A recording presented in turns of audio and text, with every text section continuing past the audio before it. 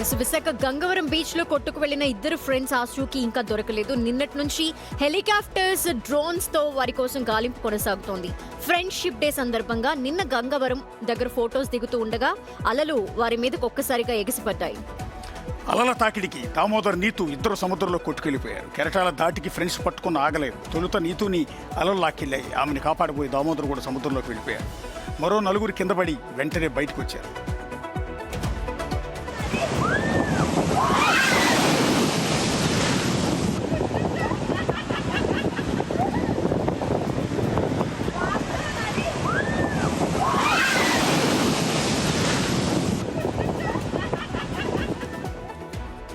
ఒకసారి మా కొలీగ్ రాజు దగ్గరికి వెళ్దాం. రాజు, ఆ విజువల్ చూస్తుంటేనే చాలా భయంకరంగా ఉంది. ఏదో రాకాసి అలా అంటూ ఉంటారే, ఒక ఉప్పెన కనుక ఇలా ముంచుకొచ్చినట్టుగా అంత పెద్ద అల వచ్చింది. ఎలా ఈ బేసిక్గా రెగ్యులర్గా అక్కడ పర్యాటకులందరూ కూడా చాలామంది నిలబడి గంగవరం దగ్గర ఎంజాయ్ చేస్తూ ఉంటారు కదా, ఎందుకు ఫస్ట్ టైం ఇలా జరిగిందా? గంగవరం పోర్టు దగ్గర గతంలో కూడా ఇదే విధమైనటువంటి అలల తాకిడి వచ్చింది. ఎప్పుడు కూడా ఇదే విధంగా ఉంటుంది, ఎందుకంటే కొండల మధ్య రాళ్లతో ఉంటుంది. అలల తాకిడి ఎక్కువగా ఉంటుంది. ఒక్కసారిగా రాకాశ అలల్లాగా విజృంభించి అక్కడ ఉన్నటువంటి వాళ్ళ మీద ఎవరి మీద పడుతూ ఉంటాయి.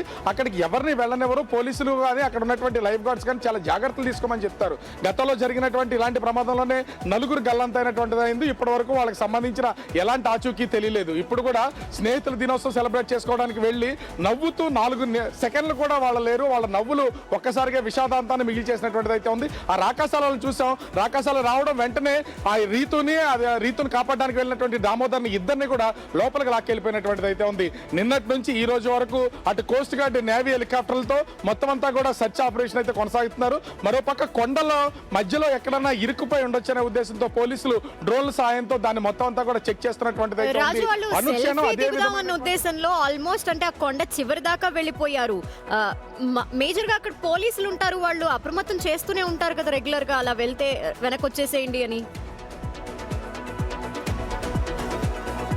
అంటే ఇదే రాళ్లుగా ఉన్నటువంటి ఈ ప్లేస్ మొత్తము గంగవరం బీచ్ పొడవునా కూడా ఉంటుంది. పోలీసులు ఉన్నా, అక్కడ హెచ్చరికల బోర్డులు ఉన్నా కూడా కొంతవరకు ఏం కాదు అనే ఉద్దేశంతో వెళ్తారు.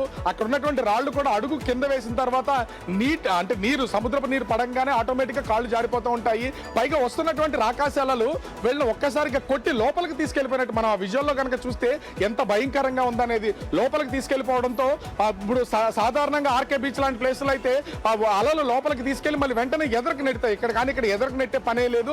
మొత్తం లోపలికి తీసుకెళ్లిపోయింది. రీతు, దామోదర్లు మృతదేహాలు రాళ్లకి మధ్యలో చిక్కుకుపోయాయా లేకపోతే సముద్రం నడిగర్భంలోకి వెళ్ళిపోయాయి. బేసిక్ గా ఇక్కడ ప్రమాదం జరగటం ఒక ఎత్తు అయితే, రెండోది అక్కడ వరకు వెళ్లకుండా ముందు ఒక గ్రిల్స్ లాంటివి పెట్టడం, ఒక రైలింగ్ లాంటిది పెట్టి ఇక్కడ నుంచి మాత్రం మీరు చూడాలి అంటే ఆల్రెడీ గతంలో ఒక ఇన్సిడెంట్ జరిగినప్పుడు అప్రమత్తం కాకపోవటం అధికారులతో. రెండోది అంత వెళ్ళి అలల దగ్గరికి వెళ్ళి అంత దగ్గరగా ఉండాల్సిన అవసరం కూడా లేదు. వెళ్ళండి, సముద్రాన్ని చూడండి, అలలను ఎంజాయ్ చేయండి, కానీ రిస్క్ చేయొద్దు దయచేసి. అలలు ఎగసిపడుతుంటే వాటి దగ్గరగా అలా నిలబడి, సరే దురదృష్టం చావటాకైతే వెళ్ళరు కదా పాపం, ఫ్యామిలీతో వెళ్ళారు, అనుకోకుండా ఇంత పెద్ద అలా ఒక్కసారిగా వచ్చింది అని ఆ అలా వాళ్ళని లాక్కెళ్ళిపోతుందని వాళ్ళు కూడా ఎక్స్పెక్ట్ చేసి ఉండరు.